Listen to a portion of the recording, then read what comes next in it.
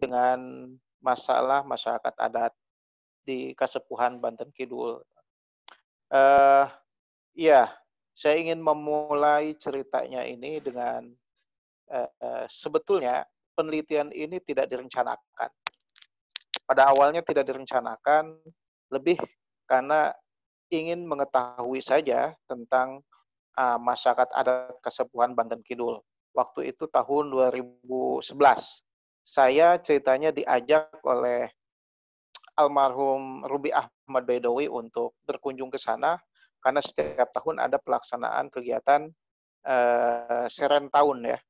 Seren Tahun, datang ke sana, kemudian berinteraksi, menemukan banyak hal yang baru dalam kehidupan saya, katakanlah semacam itu. Saya jujur penasaran dengan seperti apa sih masyarakat adat Kasepuhan Banten Kidul itu, karena sebelumnya memang belum pernah datang ke sana. Kalaupun pernah itu mengunjungi Baduy, dan Baduy tentu saja berbeda dengan masyarakat Kasepuhan, gitu ya. Saya datang ke sana, kebetulan juga bertemu dengan Kang Hendriana Hatra, sahabat saya yang banyak memberikan pintu untuk lebih masuk lagi untuk mengetahui lebih lanjut tentang apa, siapa, dan bagaimana masyarakat adat Kasepuhan Banten Kidul. Singkat cerita, saya kemudian karena kebetulan saya sedang studi S3 dan dihadapkan dengan persoalan saya sudah harus menyusun disertasi, ya langsung terbayang, oh ya bagaimana kalau misalnya persoalan masyarakat adat Banten Kidul ini saya angkat menjadi bahan disertasi. Awalnya belum sama sekali mengarah kepada penentuan ini yang harus saya angkat adalah bagian komunikasi politiknya, atau misalnya Seren Tahun sebagai medium komunikasi politiknya. Tidak, tetapi lebih kepada, oh ini menarik ini penting untuk saya angkat menjadi disertasi saya, gitu kan. Sehingga ternyata juga pada akhirnya tidak cukup saya melakukan, katakanlah observasi awal di tahun 2011 saja. Tidak, tetapi kemudian setelah 2011 saya melakukan bimbingan dengan dosen saya, akhirnya dosen yang kemudian menjadi pembimbing sepakat untuk masyarakat adat dijadikan sebagai lokus kajian. Meskipun masih belum jelas di waktu itu kajiannya ke komunikasi politik. Singkat cerita, saya kemudian melakukan perjalanan lagi, melakukan observasi lagi sampai 2 kali. Jadi 3 kali dari 2011, 12, dan 2013.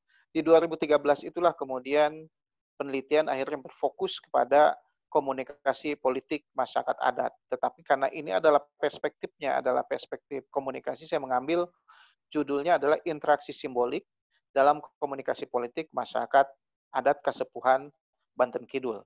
Seperti itu antara lain sedikit cerita kenapa kemudian masyarakat adat Kasepuhan Banten Kidul ini menjadi disertasi yang hasilnya kemudian disertasi ini menjadi buku yang diterbitkan oleh Humas Provinsi Banten tahun 2016 yang lalu. Begitu Kang Nidu sementara. Ya, baik. Kang, ini kan kaitannya sama komunikasi politik. Apa memang di adat Kasepuhan Banten Kidul itu negosiasi-negosiasi yang dilakukan oleh masyarakat adat dengan pemerintah begitu dominan? Oke, baik. Jadi aspek negosiasi yang menarik di sini, negosiasinya sifatnya lebih banyak berbentuk aspek-aspek simbolik ya. Simbolik, dan itu kemudian dalam perspektif penelitian saya itu yang disebut sebagai negosiasi gitu kan. Apa? Saya melihat upacara terutama Seren Tahun itu yang menjadi fokusnya di situ. Seren Tahun itu adalah medium negosiasi sesungguhnya dalam perspektif interaksi simbolik, di mana masyarakat adat Kasepuhan Banten Kidul bisa melakukan kontestasi tentang adatnya. melalui berbagai, bukan hanya upacaranya, tetapi mulai dari penerimaan masyarakatnya, kemudian juga itu menjadi arena yang penting bagi masyarakat adat untuk memperlihatkan eksistensinya, untuk melakukan kontestasi adat, sekaligus juga medium bagi bertemunya para pihak, terutama elit politik dan kekuasaan. Jadi saya melihat ternyata dalam setiap serentahun tahun itu pasti didatangi oleh elit politik dan kekuasaan, terutama biasanya pada saat menjelang pemilihan umum dan pilkada. Dan jadi fokus saya itu waktu itu adalah kajiannya adalah pemilihan kepala daerah, pemilihan bupati yang lalu gitu ya, Bupati Lebak. Dan saya melihat itu betul-betul dimanfaatkan juga oleh para pemangku kepentingan di situ yang elit kekuasaan untuk juga mendapatkan simpati dari masyarakat adat di sana. Disitulah terjadi negosiasi, jadi ajang negosiasi maksud saya. Itu. Tawarannya apa tuh yang biasa yang dilakukan oleh di dalam negosiasi itu, tawaran yang diberikan oleh masyarakat adat terhadap pemerintahan legal formal? Saya kira gini, ada banyak ya tawaran yang disampaikan. Pertama gini, masyarakat adat di Kabupaten Lebak itu adalah masyarakat yang dominan gitu ya. Masyarakat adat yang dominan yang berdasarkan Perda adat yang terbaru, nanti mohon dikoreksi oleh Kang Hendy, itu kawasan adat masyarakat adat di Kabupaten masyarakat adat Kasepuhan Banten Kidul itu menyebar di 11 kecamatan. Artinya masyarakat adat itu bukan masyarakat dari sisi jumlah misalnya adalah jumlah yang cukup signifikan untuk berkontribusi pada suara misalnya. Jika misalnya suara masyarakat adat itu masuk ke si A misalnya, itu bisa dipastikan si A itu bisa menang dalam pilkada. Jadi masyarakat adat itu punya kekuatan real. Dia menyebar di 11 kecamatan dan jumlah pemilih berdasarkan data yang saya peroleh dari KPU Kabupaten Lebak, jumlah pemilih dari masyarakat adat waktu itu mencapai 300.000 orang, seperti itu, Kang. Negosiasi-negosiasi yang dilakukan oleh masyarakat adat itu biasanya kaitannya dengan hal apa tuh? Ketika katakanlah orang-orang dari partai politik atau mereka yang sedang berkepentingan mengikuti pemilihan umum, apakah kaitannya misalnya dengan pelestarian hutan, dengan tanah ulayat mereka? Ada ke sana tawaran-tawarannya? Negosiasinya beragam saya kira ya, dan di kegiatan pertama tadi itu negosiasi bahwasanya masyarakat adat itu punya kekuatan yang menentukan dalam perspektif politik dan kekuasaan di Kabupaten Lebak, mengingat jumlah masyarakatnya yang banyak. Kemudian yang kedua juga masyarakat adat di Kabupaten Lebak itu adalah masyarakat adat yang juga punya daya, dalam arti apa? Mereka menyebar. Mereka berada di berbagai tingkatan struktur masyarakat.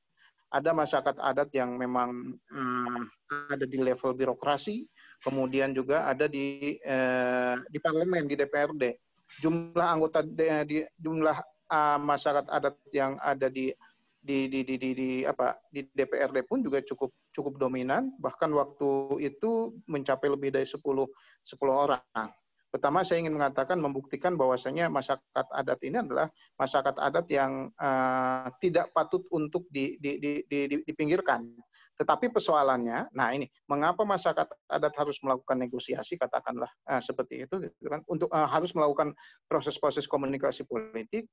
Di satu sisi memang masyarakatnya banyak, kemudian mereka juga menyebar di berbagai wilayah kecamatan, tetapi secara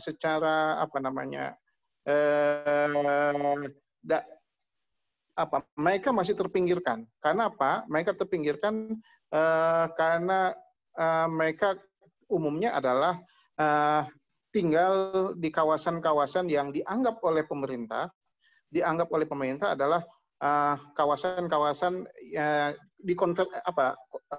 di wilayah konservasi alam yang itu bisa mengganggu, sehingga ada ada pertentangan, ada beda persepsi antara masyarakat adat dengan pemerintah menyangkut kewilayahan. Nah, kondisi itulah yang membuat masyarakat adat khawatir.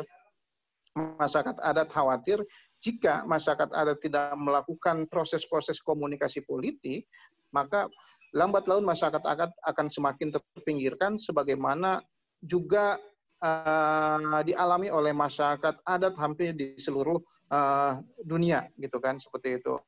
Jadi masyarakat adat di Kabupaten Lebak itu umumnya mendiami kawasan Taman Nasional Gunung Halimun Salak, sehingga sempat muncul ada peraturan pemerintah yang mengeluarkan tentang aturan zonasi yang itu bertabrakan dengan kepentingan masyarakat adat.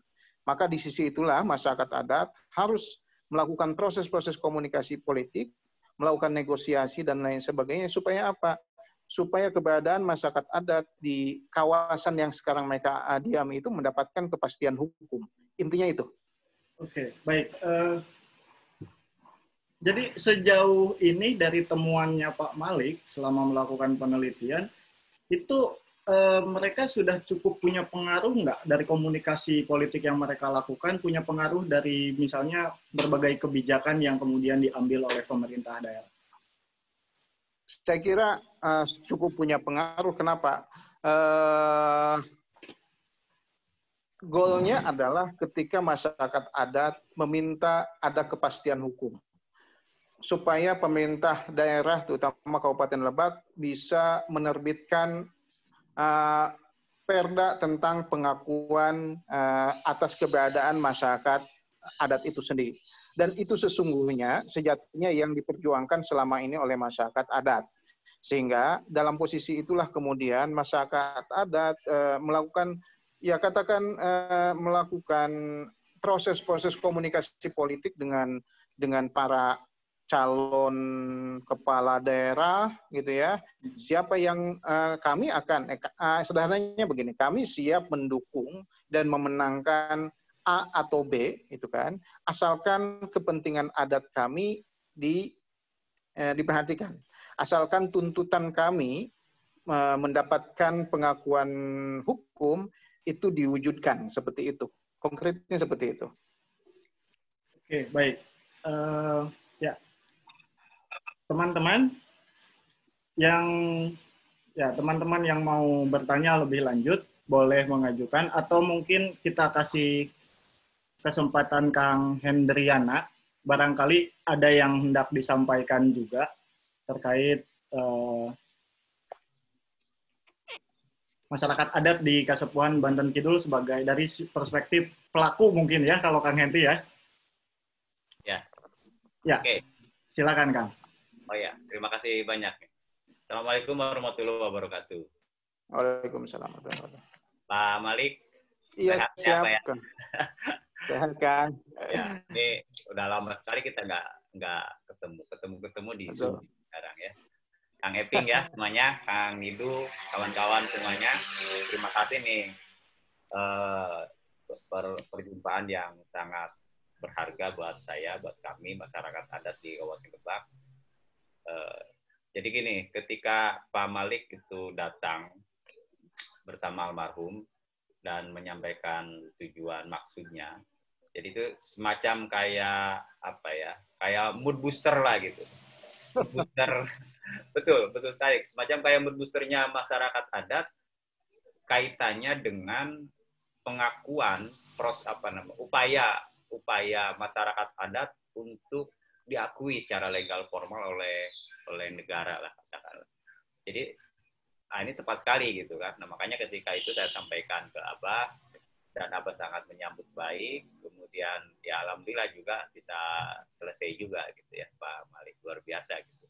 Nah, keterkaitan dengan hal-hal yang dalam jadi dari kajian buku ini berjuang menegakkan eksistensi, betul sekali yang dikatakan Pak Malik bahwa ada politiknya ya gitu di setiap kegiatan-kegiatan ritual, kegiatan-kegiatan adat yang ada di masyarakat, di Kasepuhan. Kenapa? Karena kami juga menyadari bahwa kehidupan eksistensi masyarakat adat itu sangat dipengaruhi oleh keputusan-keputusan politik sebenarnya. Apalagi terkait dengan tenurial, dengan hak wilayah atau wilayah adat. Jadi ya bagaimanapun juga itu keputusan politik. Meskipun memang tidak secara langsung terjun ke dalam dunia politik, para ketua-ketua adatnya, tetapi mereka memang secara terstruktur mengutus kader-kadernya, kader-kader yang potensialnya itu untuk duduk tadi itu disebutkan Pak Malik di berbagai posisi di pemerintahan, di legislatif, di kepala desa gitu ya. Untuk apa ya? Itu tadi menguatkan eksistensi masyarakat adatnya sendiri.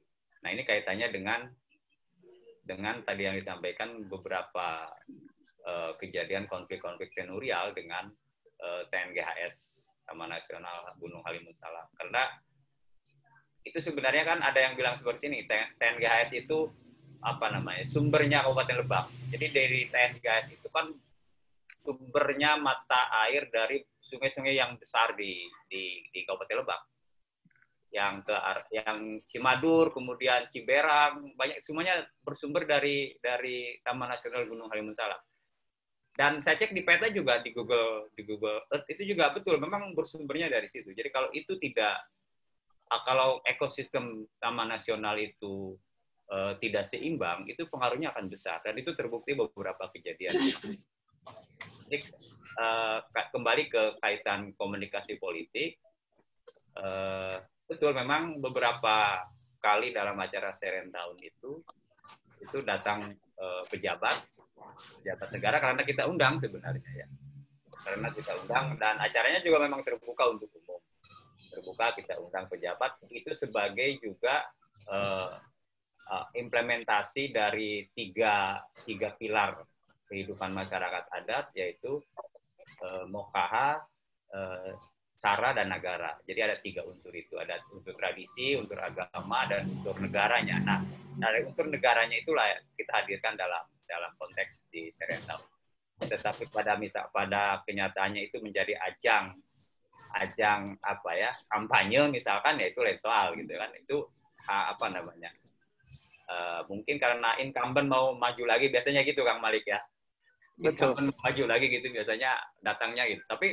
Tapi yang saya lihat gini sebenarnya, betul ketika mau nyalon itu datang semangat Pak Malik.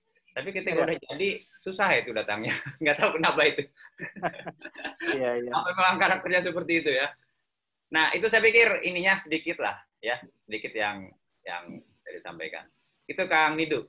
Baik Kang, jadi Pak Malik ini selain melakukan penelitian mengenai masyarakat adat di Banten Kidul, beliau juga menjadi perpanjangan tangan dari masyarakat adat untuk menyuarakan berbagai keinginan kepada pemerintah. Semacam itu. Betul sekali, tepat sekali. Nah, makanya kan saya bilang tadi itu jadi gayung bersambut gitu. Pada saat itu kan sedang gencar-gencarnya, sedang euforianya tentang keinginan masyarakat adat untuk diakui secara legal formal. Pada saat yang bersamaan Pak Malik datang, hadir di situ melakukan kajian-kajian ilmiah seperti ini, dan itu luar biasa. Oke. Ya. Agak macet. Halo, Kang Hendriana. Halo, Kang. Agak macet sepertinya. Ya, sinyal. Ya. Oh, sinyalnya. Tadi saya katakan jadi kepercayaan. Sorry, terputus. Ada telepon masuk. Sorry. Itu Kang Hidu. Ya. Oke. Baik, menarik sekali ini. Pak Malik, ya, di disertasi ini saya belum baca selesai. Disertasi ini agak berat juga bagi saya yang berangkat bukan dari ilmu politik, bukan dari ilmu komunikasi. goalnya Ya. tadi terkait kebijakan, tapi juga apakah ini goal yang diinginkan oleh masyarakat adat ini juga ada kaitannya secara simbolik, katakanlah mungkin itu dengan selain eksistensi masyarakatnya, tapi juga dengan keberadaan tanah mereka yang harus juga diakomodir oleh pemerintah gitu. Atau ya tadi itu sumber mata air, atau juga cara mereka bercocok tanam yang dalam hal ini kaitannya dengan padi. Ya. Ada hal kesananya. Oke, jadi begini. Pertama saya ingin mengatakan masyarakat adat itu punya apa namanya, punya medium pertemuan ya, medium silaturahmi dengan berbagai pihak. Mediumnya itu adalah upacara adat Serentahun, ya kan. Nah, dalam beberapa tahun belakangan ini Serentahun sifatnya semakin lebih terbuka, dan saya hasil wawancara, observasi dan lain sebagainya, kemudian ya terkuaklah mengapa kemudian Serentahun ini begitu terbuka gitu kan. Ternyata ini adalah medium yang penting bagi adat untuk menunjukkan eksistensi dirinya kepada masyarakat luar.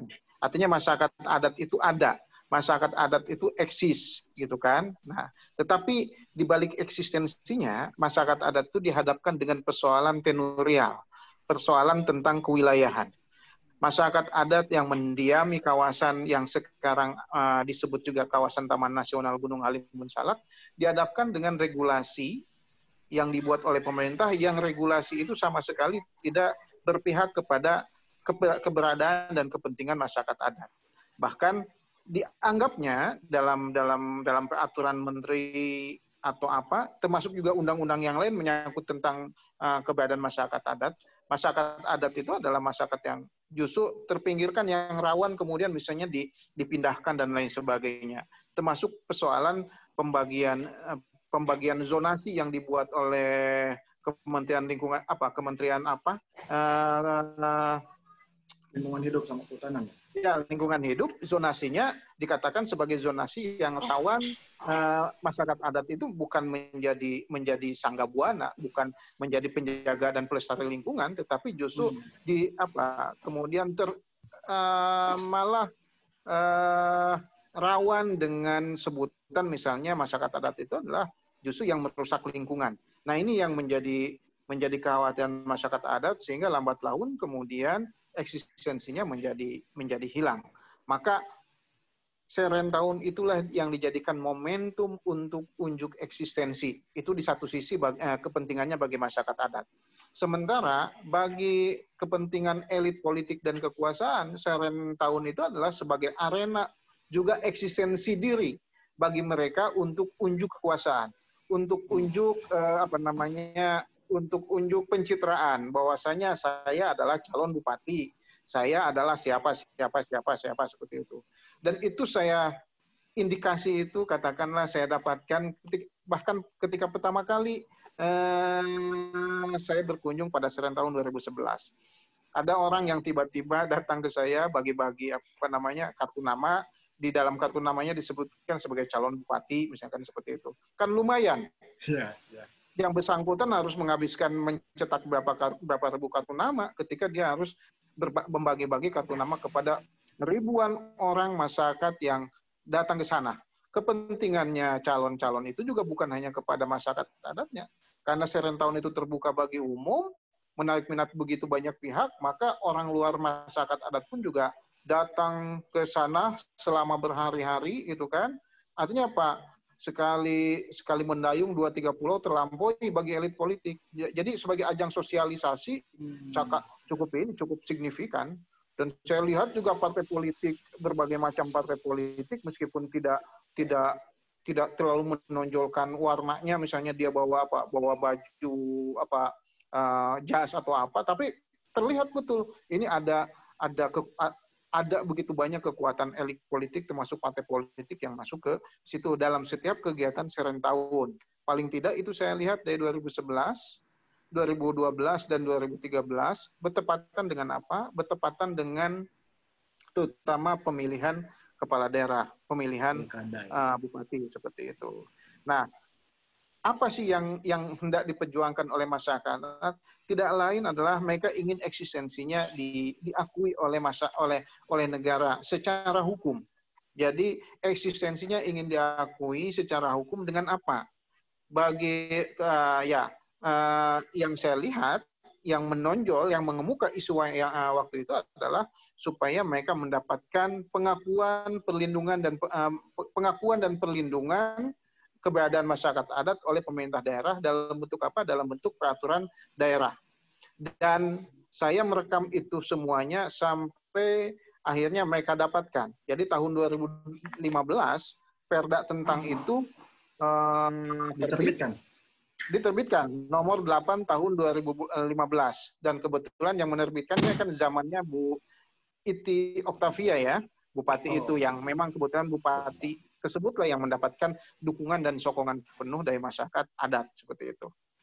Oke, baik. Ini sudah banyak pertanyaan di kolom komentar. Teh Rehan mau dibicarakan pertanyaannya atau di chat aja saya bacakan? Ini ada dari Teh Rehan, ada Kang Wahyu Rusnanto. Saya bacakan aja mungkin ya, Teh Rehan suka malu-malu mau nongol Teh. Ya. Ya, ini tadi yang pertanyaan yang pertama sepertinya sudah dijawab barusan oleh Pak Malik, bagaimana solusinya ketika ada perbedaan regulasi. Nah, yang kedua dari Teh Rehan ini, komunikasi politik model Serem tahun ini kan studi kasusnya Cisungsang, Pak ya? Ya, yang saya lebih dominan Cisungsang, tapi sebetulnya untuk semuanya ya. Ya, oke. Apakah model ini juga jadi referensi untuk, maksudnya mungkin Serem tahunnya ini jadi referensi untuk masyarakat adat lainnya? Mungkin Serem tahun itu kan tidak hanya Cisungsang tuh, tapi juga di tempat yang lain, di kasepuhan yang lain. Apakah ajang yang sama itu juga menjadi komunikasi politik bagi masyarakat adat kasepuhan yang bersangkutan terhadap katakanlah para calon tadi atau pemerintah daerah? Ya, pertama saya ingin mengatakan bahwasanya masyarakat Kasepuhan Banten Kidul itu diikat oleh sebuah organisasi namanya Sabaki, Satuan Adat Banten Kidul. Mohon nanti dikoreksi oleh Kang Henry. Ya, Sabaki gitu ya. Nah, Cisungsang itu adalah salah satu kasepuhan yang berada di Sabaki. Tetapi Cisungsang juga menjadi salah satu kasepuhan yang cukup besar. Kenapa kemudian saya lebih fokus di di Cisungsang? Pertama memang observasi dilakukan di sana, tapi kemudian saya melihat Cisungsang ini menjadi salah satu representasi dari kekuatan masyarakat adat, gitu kan. Ada banyak kegiatan-kegiatan yang sifatnya punya nilai strategis bagi kepentingan adat secara keseluruhan di wilayah Sabaki itu berpusat di Cisungsang. Sebagai contoh pada Serem tahun 2014 itu dilakukan deklarasi masyarakat adat Kasepuhan Cisungsang, Kasepuhan Banten Kidul yang isinya adalah lagi-lagi meminta kepada pemerintah untuk supaya keberadaan mereka betul-betul diperhatikan dengan target adalah supaya segera mereka terus mendorong pemerintah daerah segera mengeluarkan perda pengakuan atas keberadaan mereka secara hukum, sehingga kehadiran mereka, keberadaan mereka di kawasan yang sekarang mereka tempati itu sah secara hukum dan tidak ada lagi yang pihak-pihak yang lain yang mengganggu, katakanlah seperti itu gitu kan. Nah, saya dalam perspektif Serem tahun sebagai medium komunikasi, saya melihat medium-medium adat semacam ini adalah menjadi medium yang sangat punya nilai strategis bagi kepentingan masyarakat adat.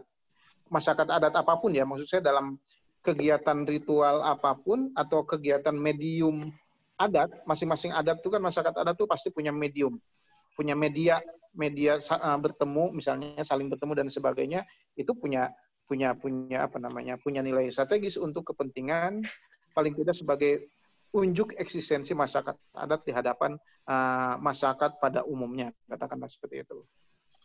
Itu Kang. Oke, ya.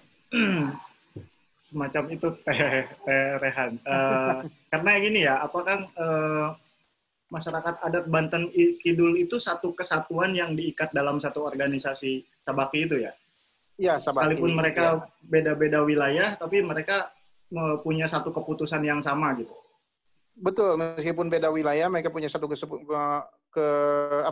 keputusan yang sama. Kenapa? Karena diikat oleh budaya yang sama, diikat oleh katakan kepentingan yang sama. Kenapa? Semua masyarakat adat tidak terkecuali sedang dihadapkan dengan kondisi marginalisasi akibat ketiadaan pengakuan dari negara, katakanlah seperti itu. Makanya mereka menyatu menjadi Satuan Adat Banten Kidul gitu kan. Dan keberadaan masyarakat adat itu di Kabupaten Lebak itu menyebar di 11 kecamatan, kemudian juga menyebar juga di Sukabumi, juga di Bogor. Bahkan berdasarkan Perda itu juga ada, saya baca ada juga yang di wilayah Kabupaten Pandeglang seperti itu. Ya, jadi Sabaki itu sebetulnya lintas provinsi ya? Lintas provinsi sebetulnya. Atau ya mungkin nanti kebijakannya mesti dibikin sama-sama dengan provinsi yang lain tuh. Makanya dalam perspektif elit politik dan kekuasaan, sebetulnya masyarakat adat itu bukan hanya tanda kutip ya dimanfaatkan suaranya oleh elit politik di tingkat lokal. Saya yakin kalau Kang Hendy bisa bercerita lebih banyak lagi pada kesempatan ini bagaimana pemilihan legislatif, pemilihan presiden juga banyak yang punya kepentingan terhadap masyarakat adat. Nah, maksud saya masyarakat adat itu betul-betul cerdas, pintar, mereka tidak mau suaranya saja yang diambil, tetapi bagaimana boleh suara mereka dimanfaatkan, tetapi kita negosiasikan. Suara kami diambil, tapi kami dapat apa? Katakanlah seperti itu. Nah, silakan Kang Hendy bisa. Kang Hendy sekalian ini ya, sekalian mungkin merespon ada pertanyaan dari Wahyu, karena ini kaitannya sama adat istiadat dan perkembangan kepercayaan. Pertanyaannya dari Wahyu itu bagaimana nih komunikasi politik yang berkaitan dengan adat pada masyarakat adat tersebut? Seperti misalnya yang kami tahu itu kan masyarakat adat tidak menjual padi atau menanam padi setahun sekali. Hal-hal semacam itu dipermasalahkan tidak oleh pemerintah daerah misalnya. Juga bagaimana perkembangan tentang masalah kepercayaan di dalam masyarakat adat. Ya. Mangga, Kang. Baik, terima kasih. Jadi gini, kembali saya akan kutip juga dari Pak Malik tadi terkait goal dari masyarakat adat, salah satunya yaitu Perda. Sebenarnya itu kan salah satu instrumen untuk mendapatkan goal yang lebih besar lagi sebenarnya dari hanya sekedar diakui masyarakat adatnya, yaitu pengakuan terhadap wilayah adat atau hak wilayahnya. Karena kami melihat kalau misalkan hanya orangnya saja yang diakui, tapi wilayah kerjanya tidak, wilayah adatnya tidak, itu kan kurang afdol lah gitu katakanlah. Ini kan sekarang orangnya sudah diakui masyarakat adatnya, itu kan berada dalam level di kabupaten ya, di kabupaten. Tetapi untuk kewilayahan itu kan harus SK Menteri. Nah, salah satu untuk mendapatkan itu adalah harus terlebih dahulu adanya Perda masyarakat adat, Perda pengakuan dulu di tingkat kabupaten, lalu setelah itu baru bisa diusulkan untuk mendapatkan pengakuan di tingkat pusat terkait wilayahnya. Jadi tidak hanya terkait masyarakatnya. Jadi kalau masyarakatnya hanya cukup untuk oleh Perda, tetapi wilayahnya bisa atau harus mendapatkan pengakuan dari dari keputusan Presiden melalui Menteri KLHK waktu itu, Kementerian KLHK. Nah, ini kaitannya dengan opsi yang disampaikan pemerintah oleh negara itu adalah adanya perhutanan sosial. Itu juga ditawarkan kepada masyarakat adat. Tetapi bukan itu yang diinginkan, bukan tentang perhutanan sosial yang diinginkan, tetapi lebih yang diinginkan itu adalah hutan hak gitu ya. Karena perbedaan yang mendasar antara kedua opsi, kedua hal tadi, kedua poin tadi, perhutanan sosial dan hutan hak itu. Kalau perhutanan sosial itu hanya punya hak kelola saja, hak akses. Jadi semacam gini, kita mengklaim bahwa wilayah itu adalah wilayah adat. Artinya pemiliknya komunal, milik komunal sejak lama lah ya, sudah turun temurun. Tetapi kita harus meminta izin dalam mengelola lahan tersebut. Jadi lucu gitu. Jadi kita minta izin untuk tinggal di dalam rumah kita sendiri. Nah, itulah perhutanan sosial gitu. Nah, itu yang tidak kami inginkan. Tetapi yang kita inginkan adalah hutan hak. Nah, adanya di mana? Itu adanya di Kementerian KLHK. Nah, sekarang kita sedang berproses di situ, Pak Malik. Ya. Jadi setelah Perda lancar jaya nih berkat salah satunya dorongan dari Pak Malik gitu kan. Kita sekarang di Sabaki itu sedang mendorong untuk pengakuan hutan adat salah satunya. Dan itu sudah ada di beberapa komunitas adat di Banten yang sudah diakui hutannya. Jadi sudah dikeluarkan dari kawasan Taman Nasional. Yang dulunya Taman Nasional, sekarang sudah dikeluarkan oleh Taman Nasional dan itu jadi hutan komunal, hutan hak komunal. Silahkan dikelola sesuai tali paranti lah, sesuai zonasi tradisionalnya. Nah, itu. Kemudian nyambung yang pertanyaan Pak Kang Wahyu tadi. Di awal tadi saya sampaikan ada tiga pilar sebenarnya dalam berkehidupan lah di masyarakat adat Kasepuhan itu. Yang pertama adalah mokaha, sara, dan negara. Mokaha itu tradisi, kemudian agama, kemudian aturan ya, dari sisi aturan itu negara. Bukan berarti kita menomorduakan aturan agama, tidak seperti itu. Saya ambil contoh gini, ilustrasinya. Ketika kelompok masyarakat adat akan membuat pemukiman baru, kampung baru misalkan, kampung baru, itu kan titiknya, senternya itu kan pasti akan meminta kepada tetua adatnya. Titiknya di mana gitu. Nah, setelah itu dibangunlah rumahnya, kemudian akan ditanya tuh nanti semua, kita ini apa nih agamanya? Islam.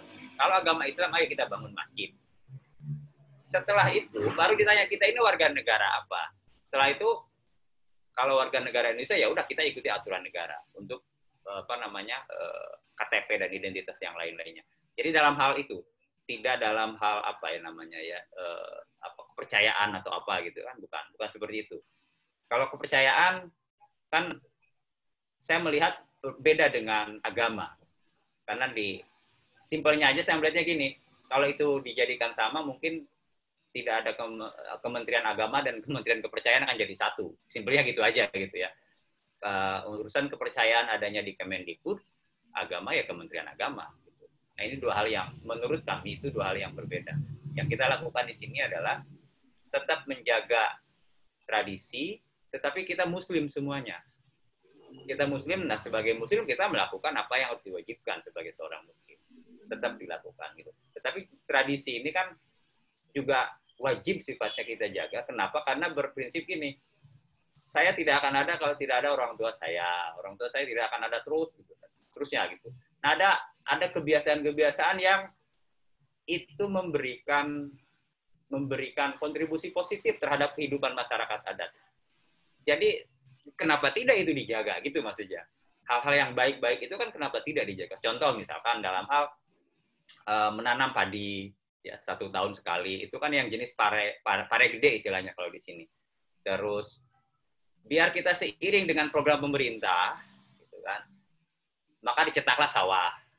Sawah itu kan bibit padinya bibit padi yang program pemerintah dulu waktu zaman Orde Baru. Sebab kita di Kasepuhan itu pada dasarnya adalah berladang, bukan di sawah, karena sawah kan baru-baru saja sebenarnya. Nah, yang diritualkan itu sebenarnya pari gede itu, padi yang besar itu, yang tinggi, yang diikat, dipocong itu, bukan padi yang di sawah.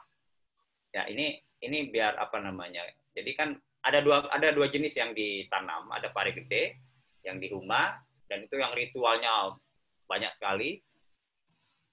Salah satu puncak ritualnya itu serentahun gitu. Jadi serentahun itu sebenarnya kan puncak siklus dari tradisi bercocok tanam di masyarakat adat Kasepuhan. Itu puncaknya di serentahun. Nanti awal lagi, muter lagi terus itu. Nah, hitungan langkah-langkah ritual-ritual itu itu yang ditanam itu padi pare gede tadi itu, bukan padi yang di sawah. Kalau padi yang di sawah itu apa namanya? Itu kan program pemerintah, jadi biar kita seiring lah dengan program pemerintah. Nah, kemudian apalagi ya Kang Didu ya? Itu ya kayaknya ya? Ya, sudah sampai situ dulu Kang. Ya, oke, siap. Ya. Ke Pak Malik, Pak mungkin bisa dielaborasi ya dari sepertinya yang saya tangkap dari Kang Hendriana juga, masyarakat adat di Banten Kidul ini cukup sadar dengan perpolitikan negara kita, termasuk juga di tingkatan daerah, juga bahkan di tingkat pusat. Itu bagaimana kepercayaan secara politik mereka punya posisi ini? Ya, pertama gini, kita harus melihat tentang masyarakat adat itu sendiri kan. Ada masyarakat adat, ada definisi yang saya lupa lagi itu. Ini disertasi agak lama, jadi saya... definisi masyarakat adat itu kan banyak sekali ya. Yang kita adopsi di Indonesia diambil dari UNESCO kalau tidak salah. Betul. Maksud saya bukan definisi itunya, tetapi untuk ada sebutan masyarakat adat di data dulu saya. Ya, kan gini. Ini menarik. Ada masyarakat adat yang mengisolasi diri dan dia tidak mau terbuka, katakanlah seperti itu. Nah, itu orang kemudian merujuknya kepada kata pertama Baduy itu kan. Kemudian yang kedua, ada masyarakat yang adat yang terbuka tetapi masih mempertahankan tata nilai kehidupannya, budayanya dan lain sebagainya. Nah, itulah masyarakat Banten Kidul ini adalah masuk kategori itu. Selebihnya ada yang terbuka tapi kemudian juga tergerus nilai budayanya dan lain sebagainya. Nah, yang unik dan menarik, ini mudah-mudahan terus bertahan sampai kapanpun, masyarakat adat Banten Kidul ini adalah masyarakat adat yang terbuka, tetapi masih mampu mempertahankan eksistensinya. Masih sampai dengan saat ini ya, eksistensi kebudayaannya dan lain sebagainya. Tetapi ini kan yang dikhawatirkan oleh masyarakat adat itu sendiri. Jika tidak ada pengakuan secara hukum dari pemerintah, tidak ada perdanya, katakan seperti itu, bisa jadi sebagai masyarakat adat yang terbuka tapi masih mampu mempertahankan eksistensinya, lama-lama tidak mampu lagi mempertahankan eksistensinya, katakanlah seperti itu, gitu kan. Nah, lanjut ke persoalan itu. Nah, karena masyarakat adatnya terbuka, maka mereka juga terbuka terhadap sistem kehidupan dari luar, termasuk juga mereka kemudian punya akses terhadap dunia pendidikan dan lain sebagainya. Dan saya bersyukur melihatnya gitu ya. Masyarakat adat Banten Kidul ini adalah masyarakat adat yang berdaya dan yang berupaya, sehingga mereka punya level pendidikan yang cukup baik, sehingga bukan saja bisa masuk ke jalur birokrasi, tetapi juga mampu bersaing di berbagai strata masyarakat maupun strata pekerjaan. Di birokrasi misalnya, kalau tidak, waktu saya masih melakukan penelitian, Pak Sukanta itu ketua Sabaki menjadi camat di Malingping. Betul Kang Hendri ya? Ya, betul. Sekarang di Banjarsari pindah. Ya. Banjarsari ya. Kemudian yang menarik juga adalah ternyata begitu banyak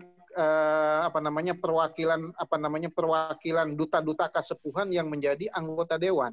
Ya. Itu menunjukkan bahwasanya mereka melek politik. Bahkan yang menarik lagi pada masa itu gitu ya, pada masa itu ketua DPRD-nya adalah perwakilan dari kesepuhan, salah satu kesepuhan siapa Kang Ibnu Janda ya? Ya, Junaidi Ibnu Jarta. Nah, Junaidi Ibnu Jarta itu juga ternyata representasi dari kasepuhan.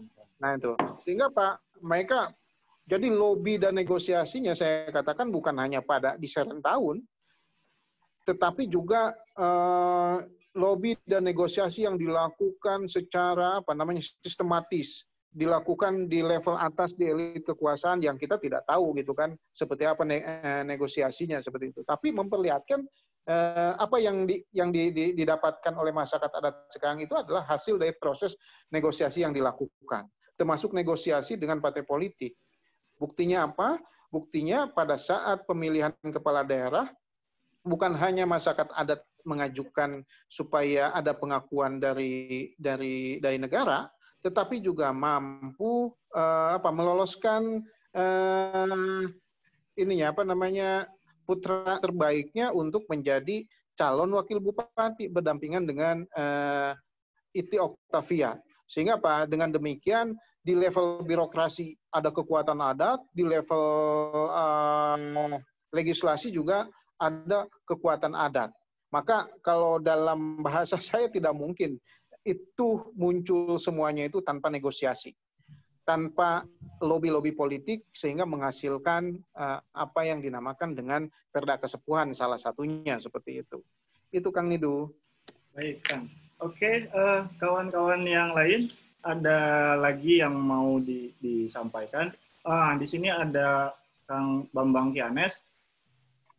Kang Bambang mau merespon atau mau bertanya?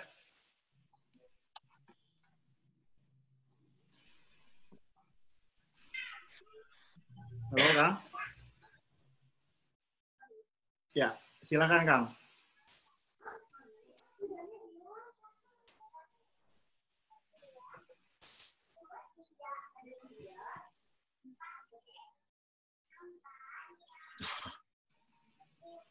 Halo, Kang. Atau dari yang lain? Atau dari Halo. yang lain? Hai, Kang Bambang, silakan. Oke. Assalamualaikum warahmatullahi wabarakatuh. Waalaikumsalam. Waalaikumsalam. Halo, Kang Malik. Halo, Assalamualaikum Kang, sehat? Iya, alhamdulillah, seger-seger ya. Badannya sih sehat nih kelihatannya. Yang pertama saya senang ada diskusi minggu ini, artinya nerusin minggu yang lalu. Mudah-mudahan konsisten kita diskusiin banyak hal. Yang kedua, selamat ke Kang Malik. Disertasinya tentang komunikasi politik dan itu menurut saya menarik karena apalagi jika itu diteruskan menjadi model. Kalau sekarang misalnya ingin mendapatkan hak yang tadi disebut sama Kang Henry sudah dikeluarkan dari saya nggak tahu tadi, tapi artinya tinggal satu lagi perundang-undangan yang legalisasi yang bisa dilakuin. Siapa tahu misalnya kalau gitu di internet ada 522 kelompok adat di Banten Kidul, siapa tahu lakukan saja misalnya Serentahun 522 itu besar-besaran, undang Jokowi dan seterusnya mungkin bisa mempengaruhi. Sebagai juga cross check benarkah Serentahun bisa menjadi salah satu komunikasi politik yang efektif. Jadi ujiannya adalah lakukan itu, kemudian dorong pada hal yang lebih besar. Itu yang pertama sebenarnya. Mungkinkah itu terjadi? Pertanyaannya mungkin kayak gitu ke Kang Malik. Nah, ini tantangan buat Pak Malik ini.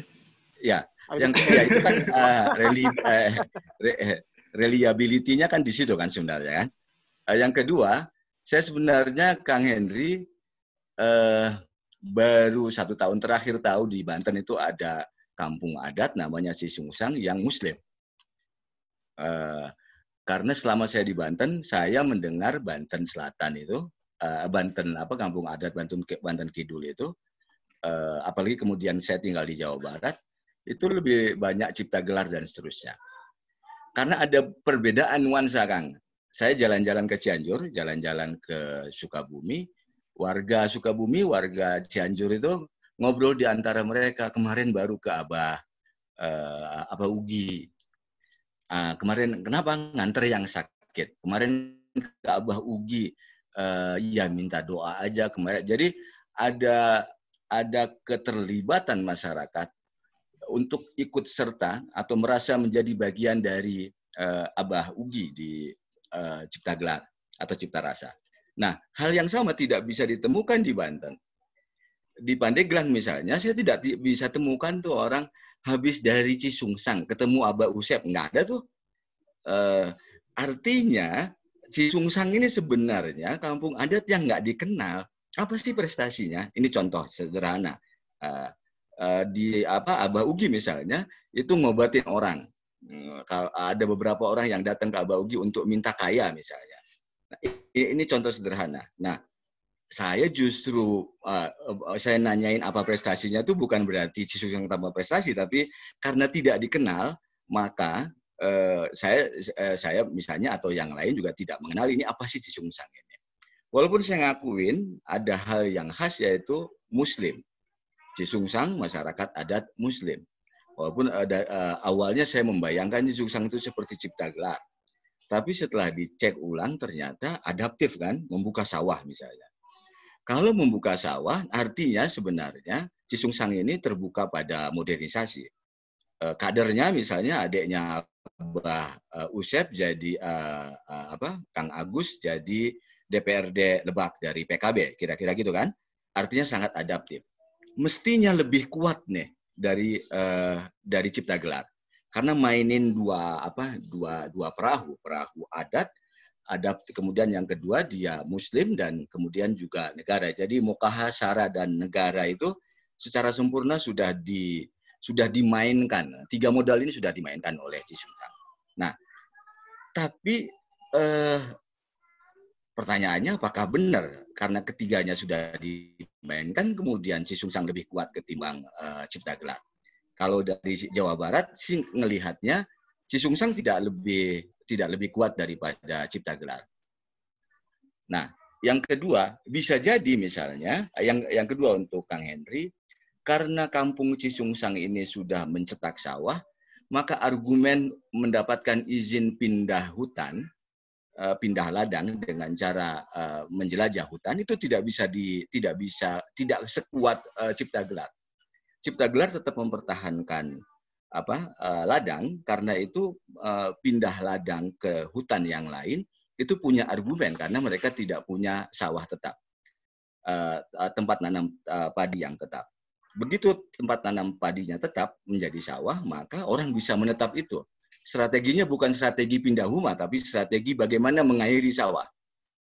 Nah, karena strategi mengairi sawah, maka menetap menjadi pilihan utama dan berpindah-pindah nomaden seperti masyarakat adat sebelumnya itu tidak memiliki dasarnya. Walaupun misalnya tetap karena adaptif tadi saya catat dari Kang Henry, tetap aja ada menanam padi ladang karena itu ada pare gede yang diserentahunkan. Nah, ini menarik. Gimana sih bisa ngegabungin dua hal itu? Ini kan dua hal yang menurut saya bertentangan. Yang satu mengikuti maunya alam dengan berladang itu, dengan pindah-pindah itu. Yang satu memaksa alam. Keunggulan kampung adat seperti Baduy misalnya, nu panjang tong dipotong, nu pondok tong disambung misalnya, itu menunjukkan alam yang menjadi penentu hukum. Manusia menyesuaikannya. Sementara masyarakat di luar kampung adat, manusia merasa memiliki kuasa untuk mengintervensi alam. Nah, Cisungsang ternyata dua-duanya. Artinya ada ajaran tertentu yang luar biasa nih pada Cisungsang. Jadi intinya Kang Henry, ada banyak hal yang ingin kami ketahui, saya ketahui, atau juga yang lain mungkin pengen ketahui, Cisungsang itu seperti apa sih? Karena referensi saya misalnya pasti cipta gelar, cipta rasa. Cisungsang enggak tuh misalnya. Apakah memang apakah karena Islam kemudian jadi adaptif? Dan ketika adaptif, orang bisa bilang Cisungsang sebenarnya tanpa identitas. Tapi bisa jadi itulah identitasnya terus-menerus berubah dan seterusnya. Gitu Kang Heri nuhun, tapi insya Allah kalau lockdown selesai, saya akan main. Ya. Sebenarnya ada beberapa mahasiswa saya yang sudah main di Cisungsang,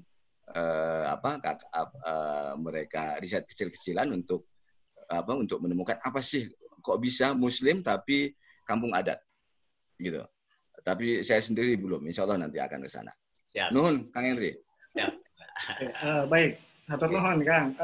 Ini mau ditanggapi sama Kang Henry dulu atau Pak Malik dulu? Mangga. Kalau saya sedikit aja. Nanti Kang Henry yang melengkapi semuanya. Silakan Pak Malik dulu deh. Saya ingin lebih daripada, saya ingin sedikit. Sekaligus ditantang loh ini Kang. Enggak. Pertama saya ingin katakan begini. Penelitian saya tidak, ya salah satunya adalah tentang Serentahun. Dan saya melihat Serentahun itu sebagai medium komunikasi gitu yang punya nilai strategis untuk bagi masyarakat adat, antara lain untuk menunjukkan eksistensinya sekaligus kekuatannya kepada para pihak.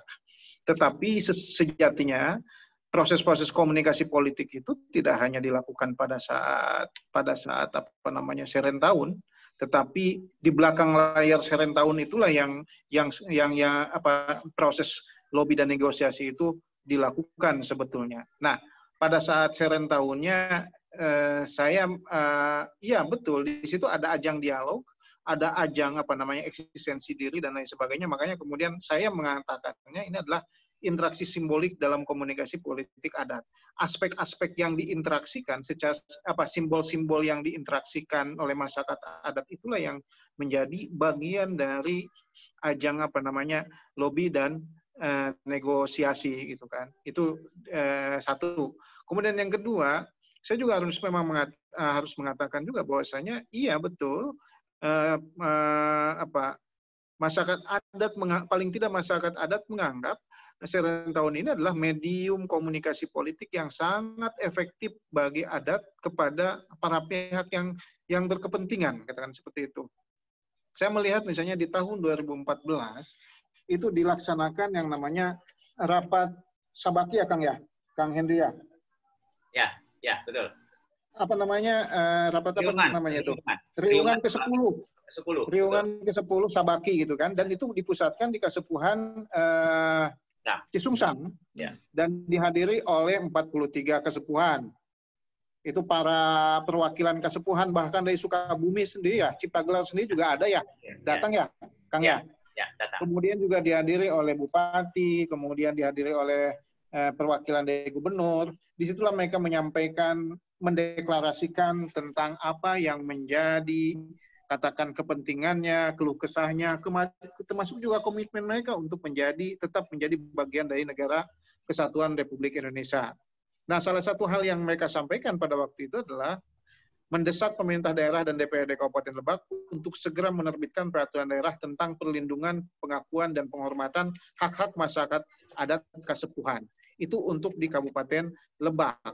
Tetapi karena Sabaki ini juga bukan hanya milik masyarakat adat di Kabupaten Lebak, karena melingkupi juga Kabupaten Sukabumi, Bogor, dan Pandeglang, Kang ya.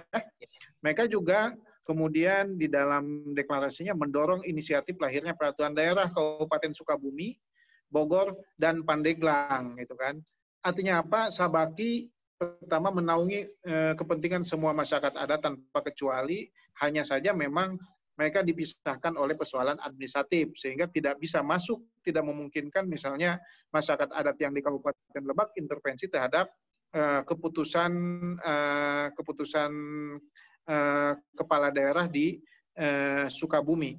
Tetapi paling tidak saya ingin mengatakan menunjukkan bahwasanya persoalan yang disuarakan oleh masyarakat adat di Kabupaten Lebak ini menunjukkan betapa masyarakat adat punya kekuatan terhadap pemerintah di Kabupaten Lebak. Sementara sampai dengan saat ini saya melihat perda adat yang sama misalnya di Sukabumi sebagaimana yang diharapkan selama ini, bahkan perjuangannya malah lebih dahulu dilakukan oleh masyarakat adat di Sukabumi sampai dengan sekarang belum terwujud gitu kan. Nah itu. Nah, persoalan masyarakat adat ini juga tentu saja kalau tidak salah Kang Henry ya, tidak semua masyarakat adat itu juga menyelenggarakan Serentahun ya. Ya, betul. Tidak menyelenggarakan Serentahun, dan Serentahun yang kalau di Provinsi Banten salah satunya yang terbesar itu dilaksanakan di Cisungsang dan itu selalu dilaksanakan secara periodik tanpa henti gitu kan. Saya nggak tahu untuk yang sekarang apakah tetap dilaksanakan atau tidak untuk tahun ini gitu kan. Nah itu. Tetap. Nah itu Kang Beki, selebihnya silahkan jawabannya itu adalah semuanya di Kang Henry itu. Banyak banget saya kebagiannya nih. Ya, Kang Henry yang perlu penjelasan lebih banyak nih kami nih. Ya, mangga. Ya, baik, terima kasih. Wah, ini mestinya nanti kita dibuka lagi diskusi sesi yang baru nih Kang Bambang nih ya. Karena ini kan ruangnya Pak Abdul Malik ini diskusi komunitas ya. Tapi paling tidak gini, ada yang bisa saya jelaskan. Struktur ya, nanti bisa terjawab itu beberapa pertanyaannya Kang Bambang. Jadi ada struktur di masyarakat adat itu, ada tingkatan. Pertama itu ada pupuhu.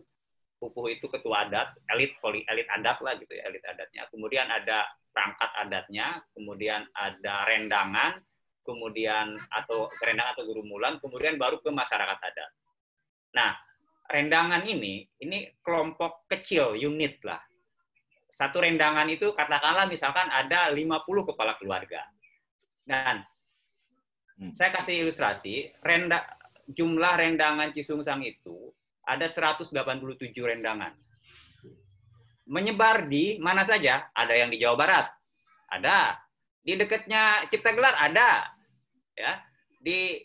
Banyak lah, di Bogor, di mana-mana nyebar ya. Begitu pula sebaliknya yang dari Cipta Gelar.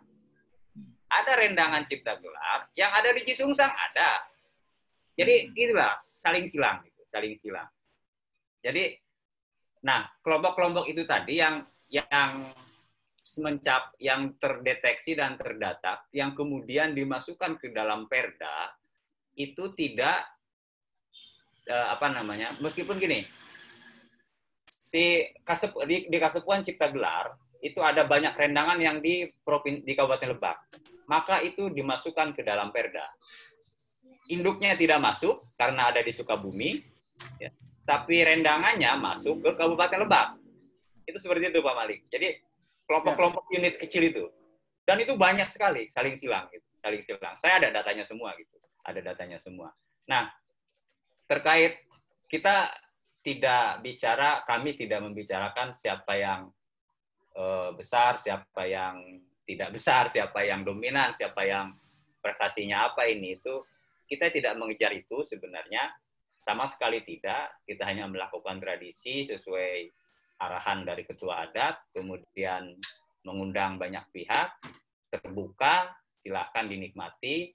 Karena di Serentahun itu kan ada dua event sebenarnya. Ada event adat event tradisi yang memang tidak bisa dirubah jadwalnya. Ada support eventnya. Support event inilah yang boleh sebenarnya gitu. Karena ini kaitannya dengan strategi budaya sebenarnya Kang Bambang gitu. Jadi gini misalkan, logika sederhananya gini. Bagaimana mungkin misalkan anak-anak atau pemuda-pemuda terlibat dalam Serentahun, kalau misalkan saat ini sekarang anak muda milenial itu yang hobinya reggae misalkan, ya, dangdut gitu ya, kita suguhkan wayang. Kira-kira gitulah. Mereka datang atau tidak? Itu logika sederhananya gitu. Makanya di beberapa Serentahun itu memang kolaboratif. Kolaboratif itu gini, ada suguhan hiburan yang untuk anak muda ada. Bahkan beberapa kali saya adakan perlombaan yang melibatkan anak-anak kecil. Anak-anak SD, SMP lah. Perlombaan tradisional atau apa. Supaya anak-anak juga datang. Anak-anak mudanya juga datang. Orang tuanya jelas karena terlibat langsung di situ. Nah, strategi seperti itu sehingga diharapkan paling tidak ada anak muda ginilah. Sebab saya pernah juga tanya gitu. Ada anak muda datang ke Cisungsang bukan untuk Serentahun. Banyak sekali. Tapi untuk nonton reggae. Kebayang kan? Nah, ketika datang sampai sana, saya yakin sekali ini acara apa sih sebenarnya gitu. Pertanyaan pertama, kok ramai sekali ini banyak orang? Ini acara apa sebenarnya? Pasti jawabannya pasti ada yang menjawab ini acara Serentahun. Informasi itu sebenarnya yang disampaikan ke masyarakat, ke anak-anak muda sebenarnya. Supaya ini Serentahun. Serentahun apa? Masyarakat adat Kasepuan Cisungsang. Jadi model-model seperti itulah yang selama ini dilakukan oleh masyarakat adat Kasepuan di Cisungsang. Itu sehingga memang masa yang banyak itu luar biasa.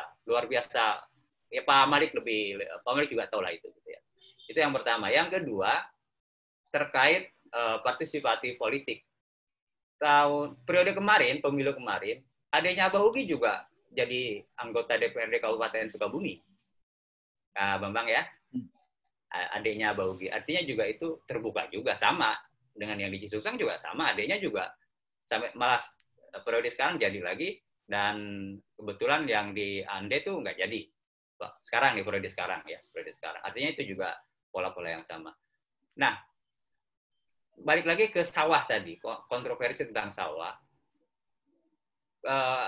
Rendangan-rendangan cipta gelar yang ada di wilayah Cisungsang, di wilayah Banten sini, itu ada yang punya sawah juga loh. Ya kan? Nah, artinya apa? Pertanyaan tadi kan itu jadi itulah jawabannya lah gitu. Pun juga sama gitu, sama. Yang di Cisungsang juga sama. Nah, pencetakan sawah itu sebenarnya bukan untuk dalam kerangka tadi itu menjadi merusak gitu ya. Merusak sebenarnya bukan ke situ, tapi lebih ke karena 3 pilar tadi kita harus ada 3 aturan yang wajib lah kita laksanakan. Salah satunya aturan negara. Waktu itu jamaah periodisasinya Orde Baru. Jadi ceritanya tahun 68 itu ada pertemuan Sabaki yang pertama, pertemuan masyarakat adat Kasukuan yang pertama, yang dihadiri oleh 5 komunitas adat waktu itu, yang induknya sekarang. Cipta Rasa, Cipta Gelar belum ada waktu itu. Cipta Rasa, Bayak, Cisungsang, Citorek, Carucu. Ada 5 komunitas adat. Nah, pada waktu itu sebenarnya media untuk menyebarkan informasi tentang pertanian. Salah satunya sawah, padi, jenis padi itu. Yang padahal pada saat itu yang ditanam itu adalah pare gede untuk diritualisasinya. Nah, mulai dari situ maksudnya. Waktu itu masih Jawa Barat, belum Banten. Tahun 68. Jadi 5 kasukuan itu yang tahun 68 pertama, riungan pertama itu, mulailah itu banyak sawah tadi, kaitannya dengan padi ya, produk padi. Kemudian yang lainnya itu periodisasinya berbeda, Kang. Pare gede dengan padi sawah itu berbeda usianya. Usianya berbeda. Pare gede lebih lama. 70 hari ya? Ya, pare gede lebih lama. Pare sawah kan, jadi setahun itu, jadi wajibnya kan setahun hanya 1 kali. 1 kali itu 1 kali, pare gede 1 kali, Cisungsang ya, pare gede 1 kali, padi sawah 1 kali. Kan 1 kali juga tetap gitu ya. Jadi bukan diulang gitu, karena nggak boleh. Kalau dia nanam 2 kali 1 tahun, itu artinya akan ada 2 kali seren tahun dalam 1 tahun, dan itu yang nggak boleh. Gitu. Apalagi ya yang tadi ya, saya lupa lagi tuh. Pertama banyak banget nih Kang Bambang nih. Gitulah. Kurang lebih itu seperti itu gambarannya, ya. Boleh nanya gini dulu. Silakan. Yang menarik itu sebenarnya Islamnya itu. Oh ya, oke. Ya. Sejak kapan sih kok tiba-tiba ada kan dalam saya dari Serang, dari Tirtayasa, daerah daerah yang jauh banget dari itu, sehingga informasi yang masuk waktu kecil misalnya sampai SMA ketika di Serang, kampung adat itu ya nggak Islam. Tiba-tiba aja dengar ada Cisungsang yang Muslim dan kampung adat. Oh, itu luar biasa itu. Ditambah lagi barusan itu kelihatan sekali bahwa Cisungsang ini membuat sebenarnya Kang Malik negosiasinya banyak sekali. Negosiasinya misalnya mau menerima sawah itu kan negosiasi. Ya. Kalau ada yang jadi anggota dewan itu artinya SDM Cisungsang ini sekolah juga kan. Sekolah, SD, SMP, SMA, karena itu dia bisa mencalonkan, mencalonkan dia menjadi anggota dewan. Tinggal kita dorong aja mereka jadi bupati misalnya. Nah, artinya kan ada negosiasi yang banyak yang mereka lakukan sebenarnya. Cisungsang itu cuma salah satu bagian yang dalam bentuk ritual, tapi seluruh hidupnya Cisungsang karena itu masih bisa bertahan, itu melakukan adaptasi yang cukup banyak di banyak hal. Yang tadi juga cerita Kang Henry menunjukkan ada juga negosiasi yang keren, saya kira, agar pasti ketika menerima modernisasi, menerima sekolahan, ada anak-anak muda Cisungsang yang nggak mau lagi kampung adat tuh, jangan-jangan mereka kawin dengan yang lain, mereka mengenal kehidupan yang lain, kemudian mereka tidak mau mendalami tradisi Cisungsang. Nah, karena itu tadi kata Kang Henry ada negosiasi juga tuh di Serentahun, ternyata ada reggae, ada segala macam dan lain sebagainya. Nah, seluruh hal itu saya sih mengapresiasi bahwa itu keren banget gitu loh.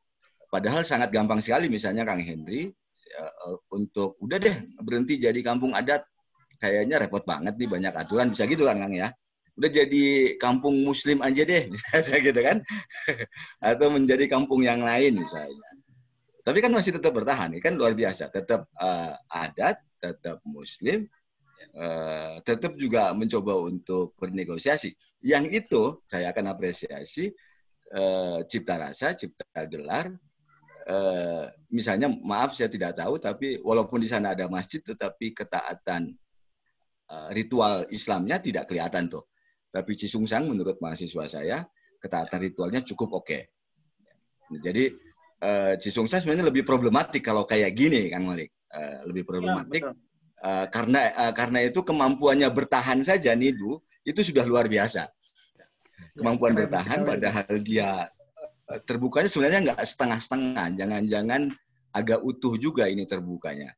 Karena menerima sawah, anak-anaknya disekolahin. Anak-anak disekolahin berarti nilai yang diterimanya sudah berbeda tuh, udah gabungan. Dia belajar PMP, dia HP saya kira juga masuk, tapi masih tetap ada, itu udah luar biasa. Saya kira itu prestasi yang harus diacungi jempol. Nah, tinggal misalnya hal yang lain, kita semua yang di Banten atau berasal dari Banten, bisa nggak nih menjadikan Cisungsang menjadi aset budaya Provinsi Banten. Jadi selanjutnya kita harus mendiskusikan ini, melihat apa sih kekhasannya misalnya, dan itu menjadi pengetahuan semua warga Banten sehingga Cisungsang dan kampung adat yang lain mau menjaganya bareng-bareng. Karena ada satu unsur penghubung yang yaitu Muslim. Karena Muslim maka seluruh kecurigaan kampung adat itu pasti dan lain sebagainya itu bisa tidak ada, dan orang mau bahu membahu untuk mempertahankan Cisungsang. Nah, tapi itu komentar saya sebenarnya Kang Malik dan Kang Henry. Tapi pertanyaan saya tadi, kalaupun tidak mungkin konteksnya bisa jadi pada diskusi selanjutnya. Kapan sih kalian menjadi Muslim? Itu sejak kapan? Kok ada kampung adat yang Muslim? Saya penasaran di situ sebenarnya. Ya baik. Kayaknya mau penelitian lagi nih. Kang Henry ini boleh ditanggapi sekarang atau kita bikin diskusi yang lebih mengerucut ke dalam hal itu ya? Terserah. Tapi itu penasaran. Saya luar biasa penasaran. Terserah. Kalau penasaran nanti kita bikin diskusi dengan Kang Henry sebagai pembicara utamanya ya. Kita bedah. Ya. Nanti ini kan ruangannya Pak Abdul Malik ini. Ya, kita bedah lebih lanjut deh nanti Cisungsang. Ya. Pak Malik, kalau melihat negosiasi yang tadi semacam itu, ini sebetulnya tarik-menarik antara adat dan katakanlah dunia masyarakat adat dengan dunia modern dengan berbagai peraturannya itu sejauh mana kencangnya? Ya, gini, saya ingin menjawab, mudah-mudahan juga sedikit ini memberikan jawaban tentang masyarakat adat di di Cisungsang ini seperti apa gitu ya. Saya melihat gini, keberhasilan negosiasi politik, komunikasi politik itu bisa dilakukan oleh masyarakat adat manapun manakala punya masyarakatnya yang memang adaptif dengan perkembangan zaman gitu ya. Kemudian ya gini, saya melihat memang masyarakat adat Cisungsang khususnya ini adalah masyarakat adat yang unik. Dia bukan hanya mampu mempertahankan aspek tradisi dan budayanya, tetapi juga bisa mengikuti berbagai dinamika perkembangan zaman. Sehingga bermain politik juga hayu gitu. Kang Beki, jangan aneh gitu kan. Kalau di Cisungsang ini anggota DPRD-nya yang mewakili masyarakat itu dari partai PKB, Kang. Partai Kebangkitan Bangsa. Ya, Kang Agus saya kira di Partai Kebangkitan Bangsa. Ketua fraksi kalau nggak salah. Representasi Islam juga ya. Betapa bagaimanapun juga kita jangan lepas dari aspek religiusitasnya itu ya. Berarti kan sudah dari dulu sudah berislam gitu kan. Iya. Ya. Nah, dalam hal kekuatan politik, berarti apa? Pertama masyarakat adat itu memang fleksibel dengan partai manapun, selama partai itu bisa mau memperjuangkan kepentingan adatnya. Kenapa? Pada bagian masyarakat adat yang lain di luar Kasepuhan Cisungsang juga mereka mewakilkan, ya, mereka juga punya perwakilan adat di legislatif dari partai PDIP misalnya. Yang itu juga wakil bupatinya itu dari PDIP. PKS ada juga bahkan, PKS. Sekarang PKS ada juga. Dari PKS. Dari PKS ada. Kan? Sudah ada sekarang kan? Ada sekarang. Dari Kaulotan Cibadak. Cibadak. Itu menunjukkan apa? Warna keislaman di Kasepuhan Banten Kidul itu luar biasa. Mereka betul-betul moderat loh. Yang penting gini, selama itu tidak bertabrakan dengan nilai-nilai adat, tidak bertabrakan dengan aspek religiusitas, mereka jalan kok gitu kan, seperti itu. Nah, karena itu pula Kang Nidu, situasi seperti ini kalau menurut saya menjadi kekuatan yang luar biasa, kekuatan strategis bagi adat untuk melakukan negosiasi dengan kepentingan elit politik yang lainnya. Ditambah lagi dengan jumlahnya tidak kecil. Masyarakat adat di Kabupaten Lebak itu bukan masyarakat adat yang minoriti, tetapi masyarakat adat yang mayoritas. Dari 900.000 masyarakat yang punya hak pilih di Kabupaten Lebak pada pemilihan Bupati Lebak kemarin, itu 300.000-nya itu dimiliki, kantong suara dimiliki oleh masyarakat adat. Itu data yang saya dapatkan dari KPU Kabupaten Lebak. Dan saya juga punya catatan berapa jumlah bagaimana kantung-kantung adat itu memang berhasil memenangkan pasangan Iti Oktavia dan siapa? Pak Ade Sumardi gitu kan. Betapa masyarakat adat itu solid gitu kan untuk kekuatan-kekuatan politik seperti itu. Ya itu saya kira. Saya coba tanya Kang Malik. Ya, siap Kang Eping. Mangga Kang Eping. Gini Kang Malik, kalau Serentahun itu kan peristiwa budaya. Betul. Kemudian menjadi wahana negosiasi bagi peristiwa politik, menjadi peristiwa politik ketika menjadi wahana negosiasi.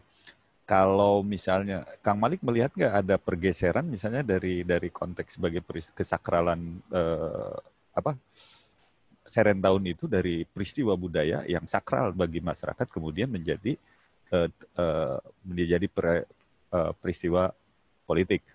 Apakah itu mereduksi kesakralan dari sebuah peristiwa budaya? Gitu aja. Nah, saya sebagai peneliti tidak cukup punya pandangan itu, ya, punya pandangan itu. Barangkali Kang Hendy yang bisa menjawab itu, gitu kan. Kalau saya mengatakan begitu, khawatir pertama menuai kontroversi. Ya, tetapi begini, saya melihat semuanya tidak terlepas dari strategi. Ini peristiwa kebudayaan, tetapi juga bagian dari strategi kebudayaan. Ketika kita bicara tentang peristiwa kebudayaan menjadi strategi kebudayaan, maka otomatis itu menjadi strategi politik, mau tidak mau gitu kan. Strategi politik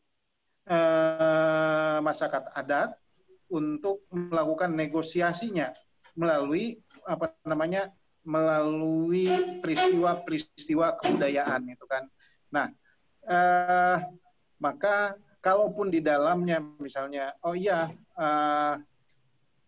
kemasannya adalah betul, kemasannya adalah kemasan adat gitu ya.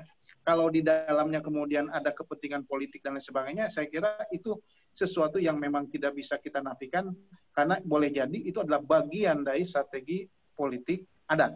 Nah itu. Selebihnya Kang Hendy sebetulnya yang bisa jawab itu.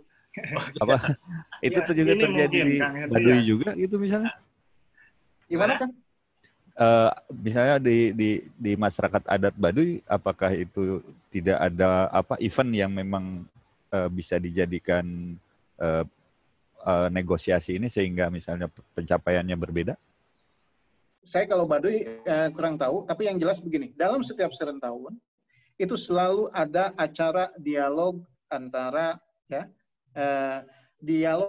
masyarakat adat dengan unsur pemerintah, Kang Hendy ya. Ya itu kan apa judulnya itu Kang, namanya itu kan dasar resminya di masyarakat adat itu. Ya. Nah, ketika itu terjadi dialog dan itu diinstitusionalisasi oleh adat, artinya apa? Berarti itu juga bagian dari komunikasi politik, paling tidak itu gitu. Ya. Mungkin Baduy Seba tahun ya. Seba itu. Seba. Bentuk negosiasinya. Ya, bisa jadi sama ya. Siap, hatur nuhun. Kang Henry, mungkin bisa ditegaskan dari Kang Eping tadi itu, apakah di Serent tahun ini ada wilayah-wilayah yang sakral yang itu tidak bisa, katakanlah, diikuti eventnya oleh para pengunjung kebanyakan, dengan event-event kegiatan-kegiatan yang memang bisa disaksikan oleh semua orang, yang profan gitu. Ya, baik. Terima kasih. Jadi gini, Serent tahun itu salah satu ritual puncak. Jadi kalau saya katakan, saya kemarin tulis itu ada 18 tahap cara bercocok tanam secara tradisional menurut Kasepuhan Kisungsang ya yang saya. Itu ada 18, puncaknya itu di Serent tahun. Jadi ketika sudah selesai panen, kemudian masuk ke tahap nganyaran itu, jadi si padi yang setelah dipanen kemudian disimpan itu kan belum boleh dikonsumsi kalau belum ada ritual nganyaran itu. Setelah nganyaran selesai baru bisa dikonsumsi. Nah, ini sebenarnya menurut Abah dan beberapa tokoh-tokoh adat di Kisungsang. Jadi Serent tahun itu kan bentuk tanda pertama selesai memang ritualisasi padi itu selama 1 tahun, 1 siklus. Kemudian bentuk rasa syukur sebenarnya. Hajatan lah gitu ya. Jadi ketika kita sudah beraktivitas selama 1 tahun, kemudian alhamdulillah hasilnya memang selalu memuaskan, nah kita patut mensyukuri itu. Nah, medianya itu Serent tahun. Nah, karena ini sifatnya syukuran, maka ya syukuran itu kan mengundang. Kayak kita syukuran itu kan masa syukuran sendiri di rumah, sendiri aja syukuran gitu kan, tapi mengundang tetangga apa segala. Sebenarnya dulunya itu mengundang kiri kanan tetangga, siapa yang lewat mampir gitulah. Awalnya seperti itu. Dulu awalnya saya diceritain itu memang tidak sebesar sekarang ini, perangkaiannya banyak. Tapi hanya beberapa ini saja yang diundang. Nah, jadi Serent tahun itu bentuk tanda selesainya siklus bercocok tanam dan juga memulai lagi versi yang baru, siklus yang baru. Jadi di Serent tahun itu juga ada banyak. Nah, terkait ritual-ritual yang sifatnya internal dan tidak bisa diikuti oleh yang lain itu. Tadi saya katakan ada 2 sebenarnya eventnya itu. Pertama ada main eventnya itu ya ini tradisinya. Ya, tradisinya ada, kemudian ada juga support eventnya. Support event ini ketika kita mengundang tamu yang dari jauh, makan kita siapkan. Tempat tinggal ala kadarnya di kampung kita siapkan. Masa cuman makan, duduk, tidur, makan, tidur kan gitu. Kurang lebih lah gitu ya. Kira-kira kalau yang dari kota itu pada senangnya hiburan apa sih? Karena ini syukuran gitu, pesta. Kita siapin nih apa hiburannya, ini itu segala macam. Nah, itu yang termasuk kategori support event sebenarnya. Nah, yang main eventnya yang tradisinya itu yang tidak bisa diganggu. Jadwalnya tetap dari dulu itu seperti itu. Saya sebutkan aja nih, hari Senin selalu dimulai pada hari Senin. Kemudian hari Selasa, Rabu itu kosong, tidak boleh ada kegiatan. Masuk ke hari Kamis, ada ritual. Jumat ada ritual. Sabtu ada ritual. Minggu inilah undangan, kita mengundang banyak pihak itu pada hari Minggunya sebenarnya. Pada hari Minggu itu ada upacara adat ngadiukeun paridilet atau disambung dengan saresehan. Saresehan itu jadi tanya jawab lah dengan masyarakat adat, antara masyarakat adat dengan pemerintah, dengan negara. Kalau saya selalu hampir setiap tahun itu mengundang presiden sebenarnya. Presiden, gubernur, bupati, saya undang semua itu ke bawah sampai ke Pak Camat. Kita tidak harus presiden hadir, gubernur hadir, bupati hadir. Kita nggak seperti itu. Siapapun yang bisa merepresentasikan di bawah dia adalah negara, kita terima dia sebagai tamu kehormatan kita. Misalkan presiden nggak bisa hadir, disposisi ke gubernur, disposisi lagi ke bupati, disposisi lagi ke camat, disposisi lagi ke kepala desa, nggak bisa juga ke RT, ya itulah yang kita sebut negara. Nah, ini sebagai pengejauhan tadi itu, bahwa 3 pilar tadi itu. Kita mengakui negara, negara juga harus mengakui kita. Nah, tadi yang saya sebutkan ritual-ritual tadi itu berakhir pada hari Senin lagi. Jadi dari mulai hari Senin, Selasa, Rabu kosong, Kamis, Jumat, Sabtu, Minggu, Senin terakhir penutup. Dan itu banyak ritual-ritual tersebut yang tidak bisa masyarakat umum mengikuti.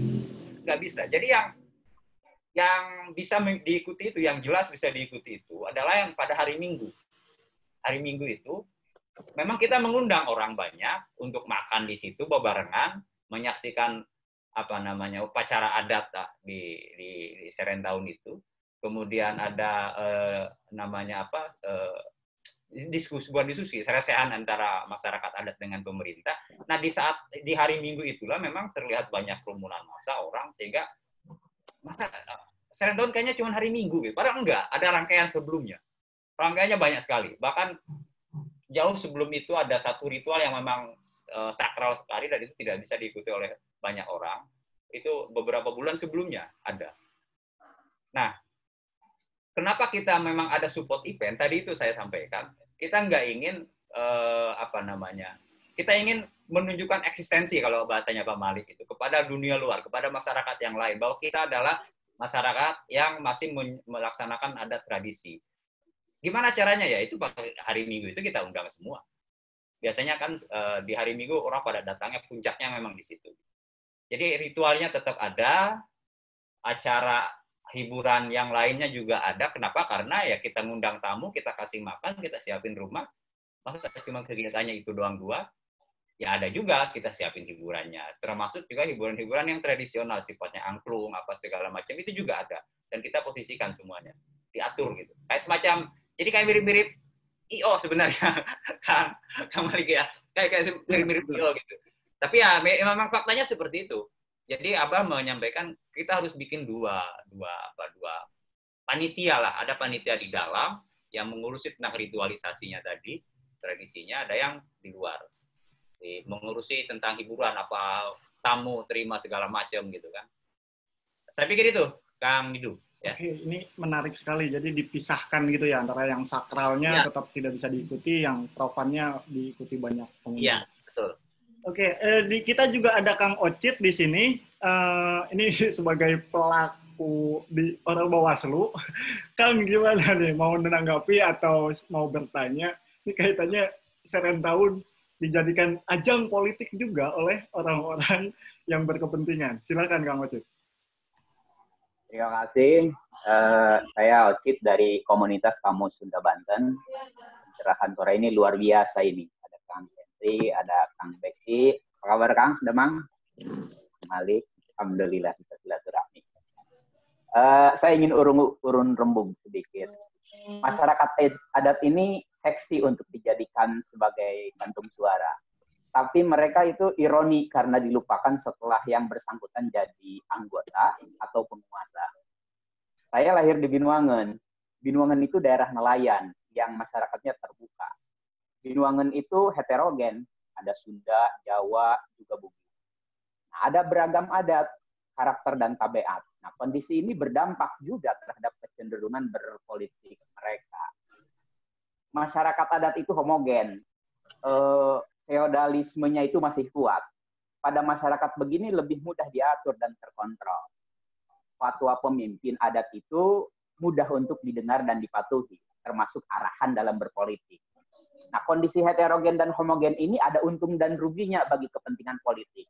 Karena yang homogen ini efektif untuk dijadikan alat untuk meraup suara dan dukungan. Maka ini yang menjadi kelebihan masyarakat homogen. Nah, pada yang heterogen itu, kemarin saya ngobrol di kampung dengan beberapa teman, itu ada istilah politik bitisan.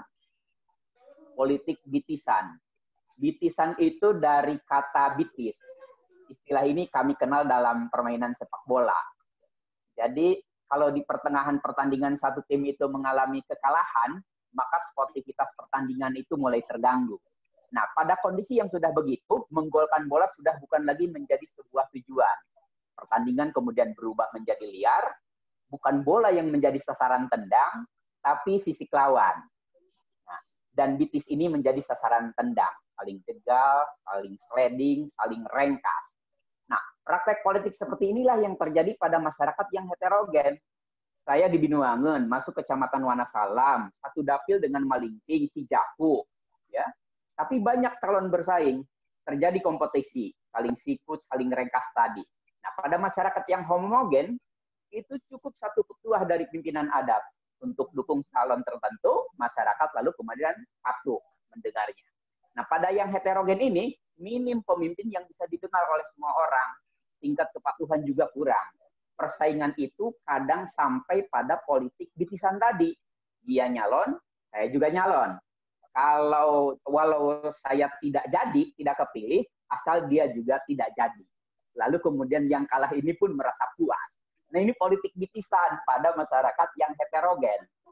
Konyolnya, kondisi kayak gini ini disadari oleh kami, oleh yang heterogen. Wujudnya itu dalam bentuk pengakuan dan apresiasi kepada dapil, Cilograng, Cibeber, Baya.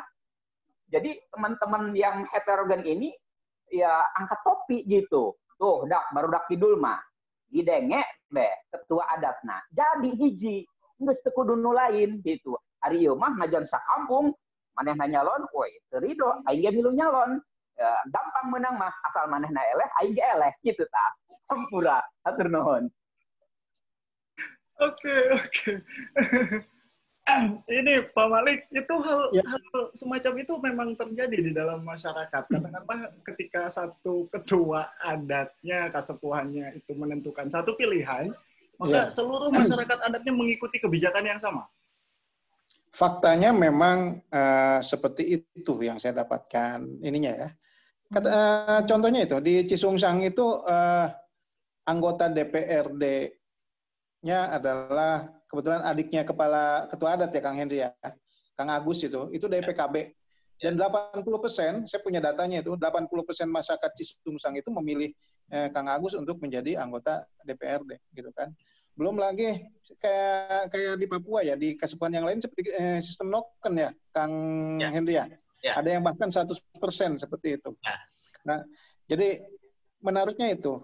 Jadi maksud saya apa? Ya betul, kultur yang homogen, kekuatan politiknya seperti itu mudah diarahkan masyarakatnya, gitu ya. Nah, itu.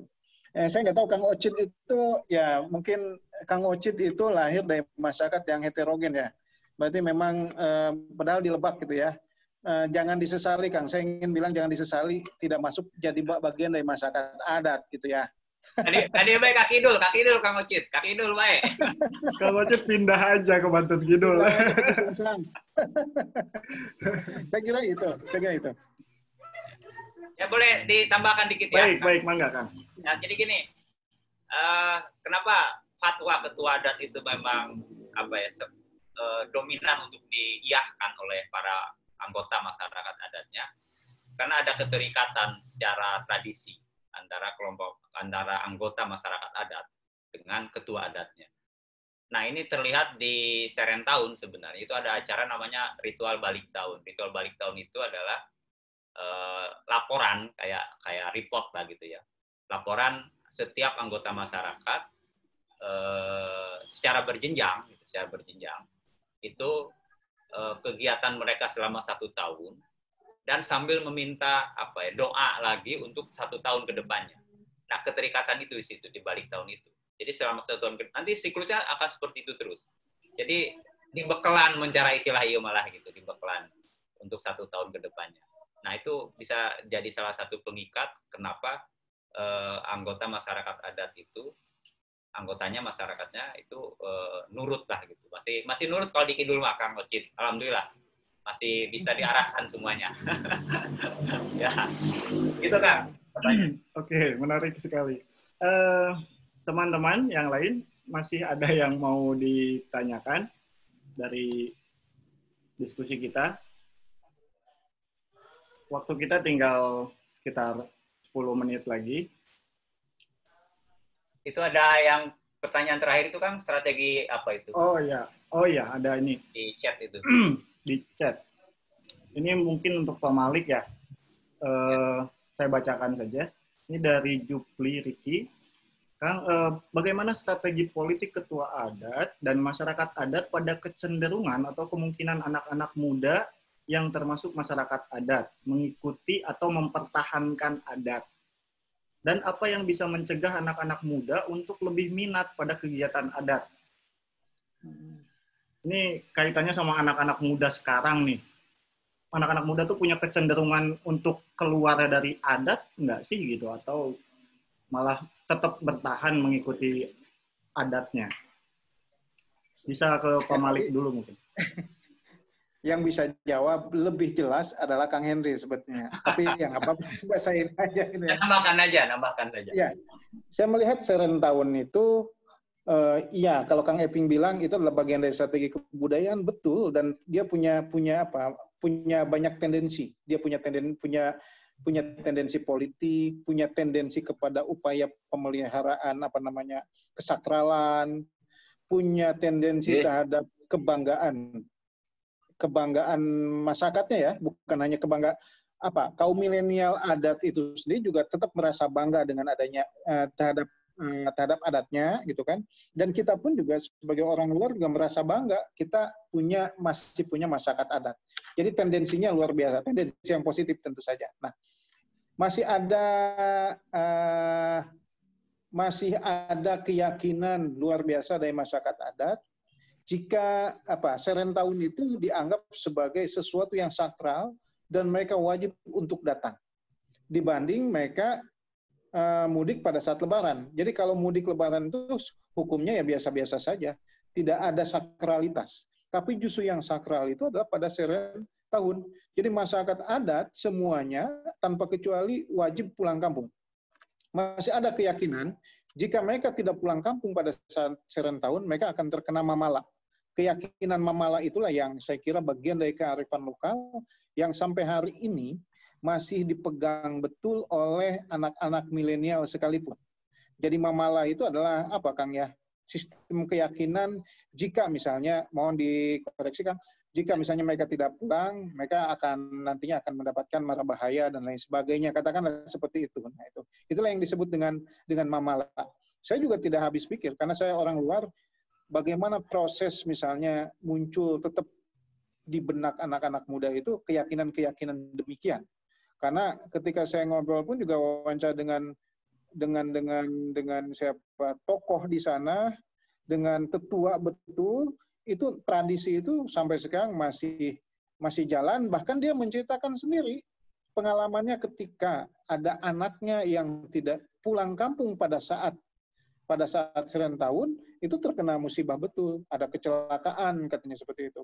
Nah, sampai dengan saat ini situasi itu masih dipegang, keyakinan demikian masih dipegang gitu kan oleh mereka. Maka jangan heran kalau pada saat serentakun itu jumlah masyarakatnya itu berkali-kali lipat. Di samping dalam sisi administratif ini juga menarik, Kang. Bisa dikaji dalam perspektif kebijakan publik. Jadi serentakun itu juga bagian dari sensus penduduk.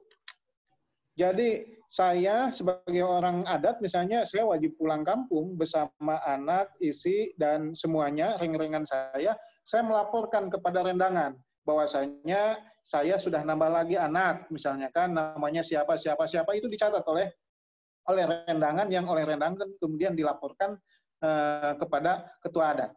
Jadi kalau saya katakan sistem sensus penduduk yang dilakukan oleh masyarakat adat Kasepuhan Banten Kidul itu sistem sensus penduduk yang sangat valid dibanding sensus penduduk yang dilakukan oleh BPS. Kenapa? Mereka bukan hanya menyetorkan nama, tetapi juga menyetorkan jiwa dan raganya pada hari itu, gitu kan?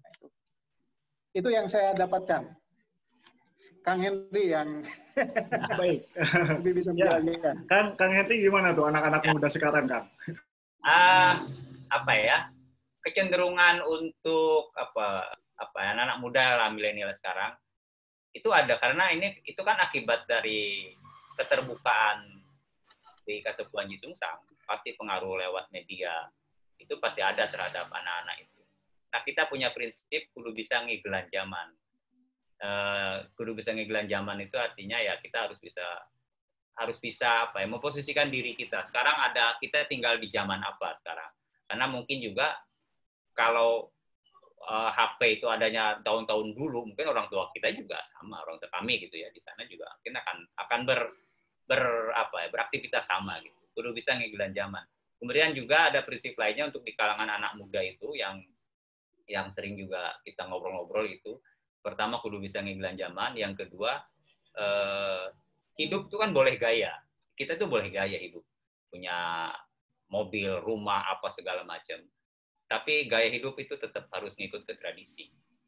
Itu prinsip-prinsip anak-anak muda yang kami lah di Cisungsang itu. Jadi banyak sih anak-anak sekolah tinggi gitu kan, yang jadi birokrat juga ada, yang jadi ada. Tapi tetap saja pada saat serentahun tahun mereka kembali ke habitatnya, kemudian melakukan tradisi ritual balik tahun untuk setahun ke depan, tahun depannya sama juga seperti itu.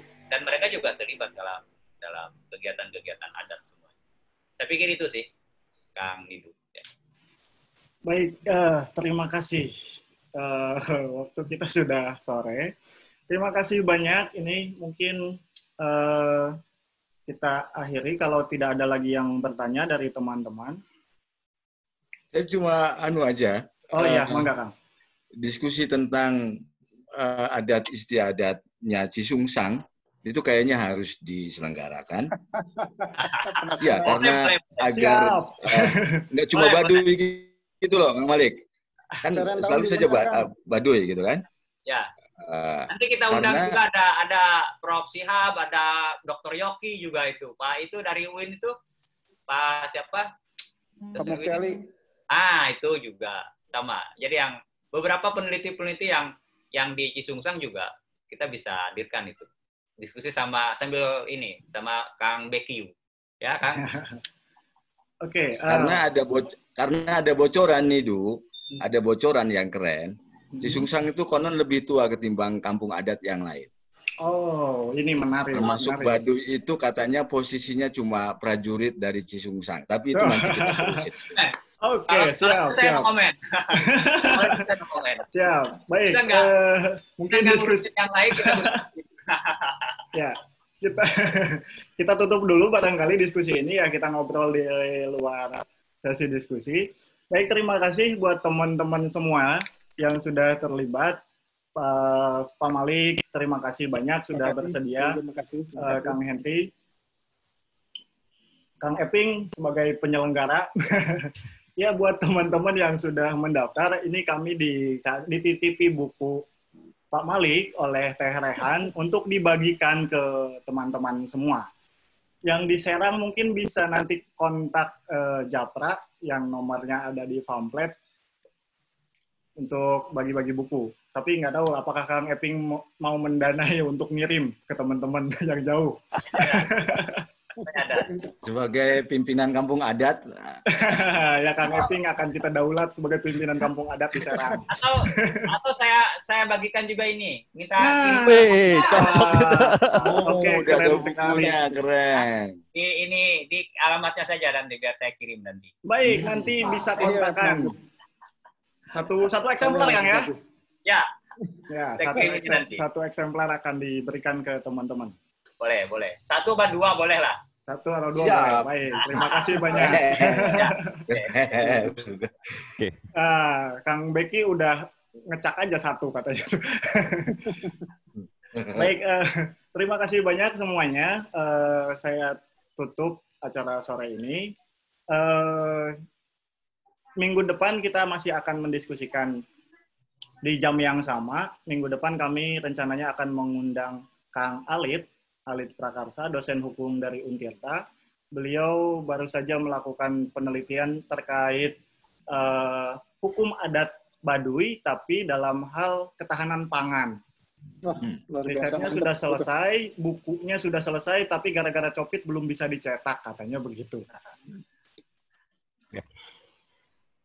Oke, terima kasih banyak. Kita bisa ngobrol ini masih bisa kita lanjutkan, tapi untuk diskusi kita tutup saat ini. Terima kasih banyak para pembicara, para peserta. Assalamualaikum warahmatullahi wabarakatuh. Waalaikumsalam warahmatullahi wabarakatuh.